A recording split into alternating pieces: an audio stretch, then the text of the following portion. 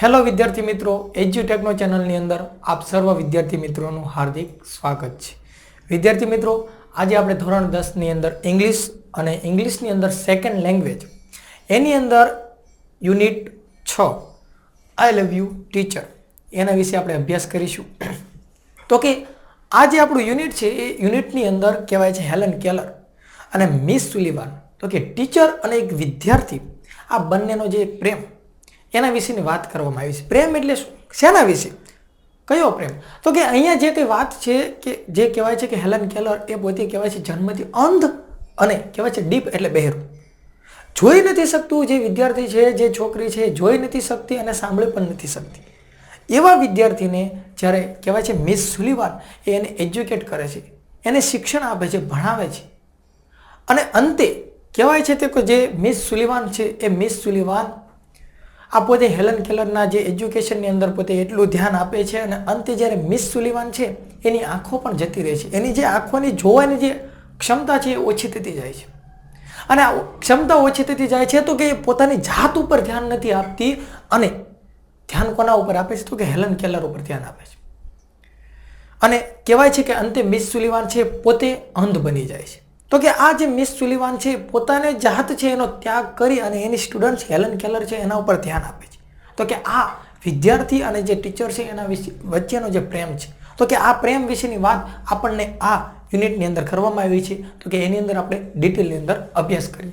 તો જોઈએ આપણે પાઠનું નામ છે આઈ લવ યુ.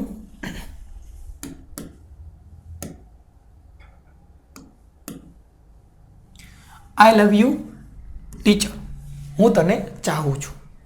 ટીચર એટલે શિક્ષક. તો Helen Keller became deaf and blind when she was very young. એટલે આ હેલન કેલર નામની જે કહેવાય છે છોકરી એ બીકેમ એટલે બને છે, ડીપ એટલે બહેરું અને બ્લાઇન્ડ એટલે આંધળું એટલે કે અંધજન. વેન એટલે જ્યારે સી વોઝ વેરી યંગ. આ હેલન કેલર ખૂબ નાની હોય છે, ખૂબ યંગ હોય છે ત્યારે પોતે બહેરી અને અંધજન બને છે. Since she was deaf she did not learn to speak. Since એટલે હોવાથી, સી વોઝ ડીપ એટલે એ બહેરી હોવાથી, she did not learn, learn એટલે શીખવું.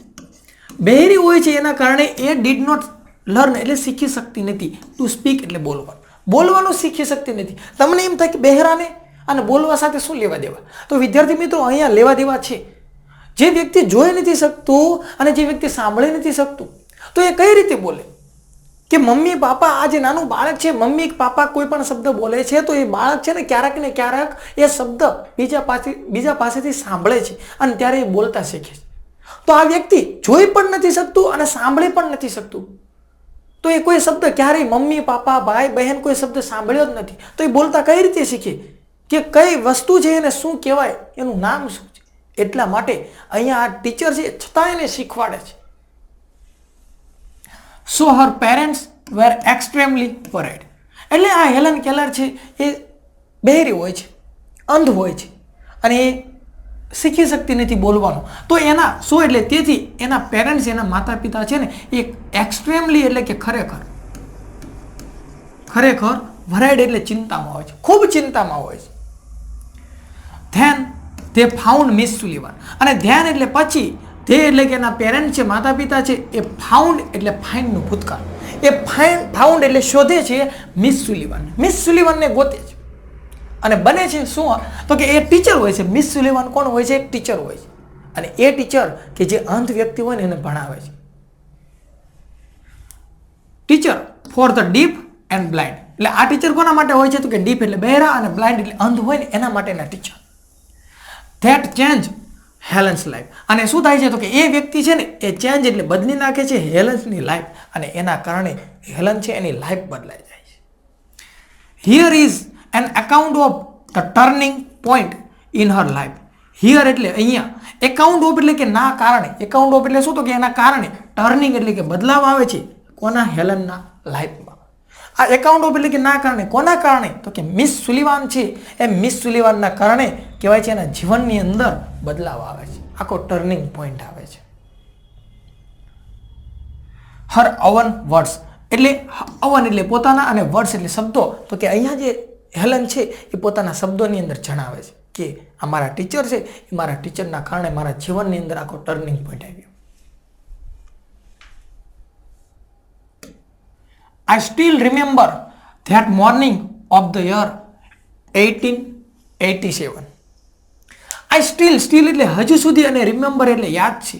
ધેટ મોર્નિંગ એ સવાર મને હજુ સુધી યાદ છે. આ કોણ બોલે છે? તો કે આ વાત જે બોલે છે એ હેલન કેલર બોલે છે. મને હજુ એ મોર્નિંગ યાદ છે, એ વર્ષની એ મોર્નિંગ યાદ છે અને એ સમય કયો હતો?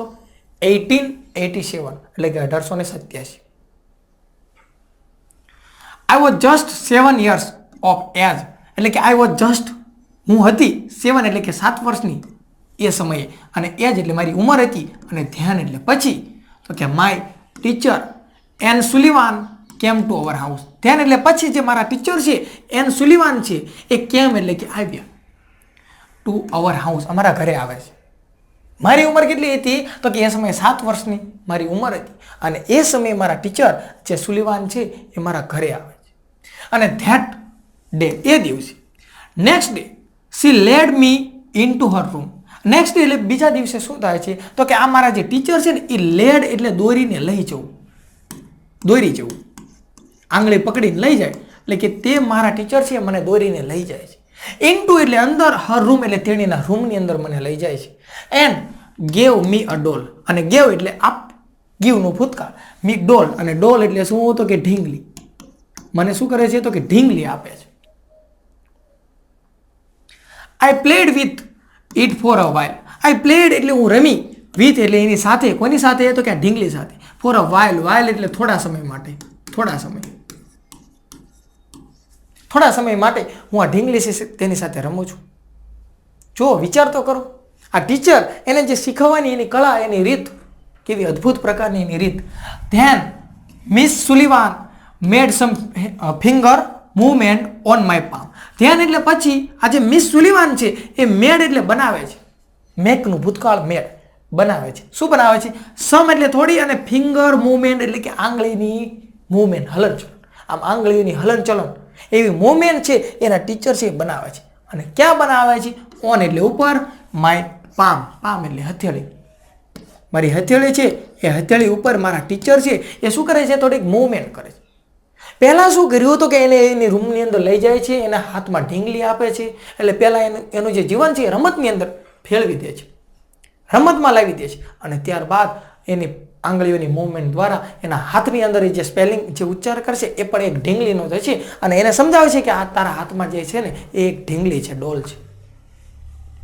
It was an exciting experience. તો કે ઈટ આ મારા હાથની અંદર જે કંઈ મૂવમેન્ટ કરીને એ શું હતો? તો કે એક્સાઇટિંગ, મને ઉત્સુક કરે ને એવો એક્સપિરિયન્સ એટલે અનુભવ હતો. એક્સાઇટ થઈ જઈએ આપણે. I got interest in that play and started imitating the movement she made with her finger. અને આગળ શું થાય છે? તો કે આઈ ગોટ ઇન્ટરેસ્ટ એટલે મને રસ જાગે છે, મને રસ જાગ્યો. ઇન ધેટ એ વસ્તુની અંદર મને રસ જાગે છે, એ રમતમાં મને રસ જાગે છે. અને સ્ટાર્ટેડ હું શરૂઆત કરું છું, ઇમિટિંગ એટલે કે નકલ કરવાનું, કોપી કરવાનું. ધ મૂવમેન્ટ, આ જે મૂવમેન્ટ મારા ટીચર મારા હાથમાં કરતા ને એનું હું નકલ એટલે કે કોપી કરવાનું હું શરૂઆત કરી હતી. હવે એવી પ્રેક્ટિસ કરવા માટે, એ અભ્યાસ કરવા માટે. અભ્યાસ વગર વિદ્યાર્થી મિત્રો કોઈ વસ્તુ શીખતી નથી. તમે જે પણ વસ્તુ શીખો છો એકવાર શીખવાથી ના આવડે. તો આ જે છે હેલન એ પણ એની નકલ કરે છે, કોપી કરે છે. મૂવમેન્ટ સી મેડ એટલે બનાવે છે વિથ હર ફિંગર, એની આંગળીઓ દ્વારા હાથની અંદર શું કરે છે? તો કે નકલ કરે છે. When I finally succeed in doing that correctly I was thrilled. When એટલે જ્યારે, ફાઇનલી એટલે અંતે, હું સક્સીડ એટલે સફળ થઉં છું, હું જ્યારે સફળ થઉં છું, અંતે હું જ્યારે સફળ થઉં છું. ઇન ડુઈંગ ધેટ એટલે કે આ કાર્ય કરવામાં, આ પ્રવૃત્તિ કરવામાં હું જ્યારે અંતે સફળ થઉં છું. કરેક્ટલી એટલે કે સાચી રીતે, પૂરેપૂરી રીતે અને સાચી રીતે હું મારી પ્રવૃત્તિ કરવામાં સફળ થઉં છું.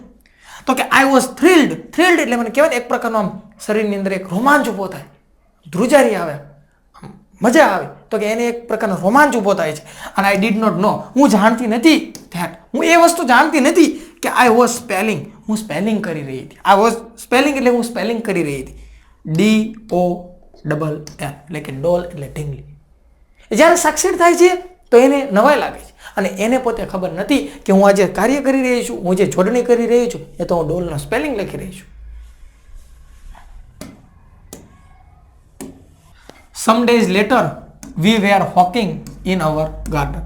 Some days એટલે થોડાક દિવસ અને later એટલે પછી, થોડાક દિવસ પછી we were walking. Walking એટલે અમે ચાલી રહ્યા હતા. In our garden અમારા બગીચા. થોડાક દિવસો પછી અમે અમારા બગીચામાં ચાલી રહ્યા હતા. Suddenly my teacher put my hand under the water tap. Suddenly એટલે શું થાય છે તો કે suddenly એટલે કે અચાનક મારા જે ટીચર છે ને એ પુટ એટલે મૂકે છે મારા હાથને અને અંડર એટલે નીચે અથવા વોટર ટેપ એટલે નળ. અચાનક જ શું કરે છે મારા ટીચર, આ મારો હાથ છે ને એને એક નળ છે ને પાણીનો જે નળ એની નીચે મૂકે છે. હવે આ ટીચર છે ને એને શીખવાડવાની જે બીજી વસ્તુ જે શીખવાડે છે, જે બીજી જોડણી, બીજો જે સ્પેલિંગ શીખવાડે છે ને એની રીત છે. Is the cold flow. અને આ પાણી કેવું હતું? કોલ્ડ એટલે ઠંડુ અને ફ્લો એટલે વહેતું હતું. ઓફ વોટર ઠંડુ પાણીનો પ્રવાહ હતો અને એ ઠંડુ પાણી જ્યારે સ્પર્શ થાય તો પણ એક શરીરની અંદર રોમાંચ ઉભો હતો. રેન ઓવર એટલે દોડવું. વન હેન્ડ એટલે કે એક હાથ ઉપર, એક હાથ આમ પાણી જે જતું હતું નળમાંથી વહેતું હતું એ મૂકે છે અને પાણી ઠંડુ હોય છે તો હાથ ઉપરથી પાણી વહે છે. We played this game every day. અમે આ જે ગેમ છે ને આ ગેમ એટલે કઈ ગેમ તો કે પાણીના નળ છે એ નીચે પાણી વહે અને અહીંયા કણે હાથ મૂકે તો આ ગેમ અમે દરરોજ રમતા હતા. એવરી ડે એટલે દરરોજ. ટચિંગ ડિફરન્ટ અને પાછું દરરોજ નળ નીચે નહીં પણ આવી ગેમ અમે રોજ રમતા. તો કે શું કહેશ તો કે ટચિંગ એટલે સ્પર્શ કરવાનું, ડિફરન્ટ એટલે કે અલગ અલગ, અને ઓબ્જેક્ટ એટલે કે વસ્તુઓ, અલગ અલગ વસ્તુઓને સ્પર્શ કરવાનું. આવી ગેમ તો અમે રોજ રમતા એટલે રોજ એકને એક નવો સ્પેલિંગ એને શીખવા મળે. It awake my soul. Awake એટલે જાગૃત કરવું. એને મને જાગૃત કર્યો. શું? માય સોલ એટલે મારો જીવ. આવી જે રમત છે એ રમતે મારો જે જીવ છે ને એને જાગૃત કર્યો. I came to know that everything had a name. I came to નો એટલે મને જાણવા મળ્યું. આ કેમ ટુ નો એટલે ભેગું બોલાય છે તો કે આઈ કેમ ટુ નો મને જાણવા મળે છે કે ધેટ એટલે ધેટ આવે ને એટલે તમારે કે સમજવું કે એવરીથિંગ એટલે દરેક વસ્તુ છે ને હેડ અ નેમ, એ દરેક વસ્તુને પોતાના નામ હોય છે. એવું મને હવે જાણવા મળ્યું કારણ કે આ ગેમ અમે રોજ રમતા અને રોજ દરેક અલગ અલગ ગેમ રમીએ અને એમાંથી નવી વસ્તુ મને જાણવા મળે તો કે હવે મને ખબર પડી કે દરેક વસ્તુ છે ને એને પોતાનું એક નામ છે. નાવ each name gave birth to a new thought. હવે શું થાય છે તો કે નાવ એટલે હવેથી, અત્યારથી, each name દરેક નામ છે ને એને gave એટલે આપ્યું, birth એટલે જન્મ, દરેક નામ છે એને જન્મ આપ્યો, to a new thought એક નવા વિચારનો જન્મ આપ્યો. દરેક નામ છે એને મારા જીવનની અંદર એક નવા વિચારનો જન્મ આપ્યો, મારા જીવનની અંદર એક નવો વિચાર જન્મ્યો. Every object I touch seemed to throb with life.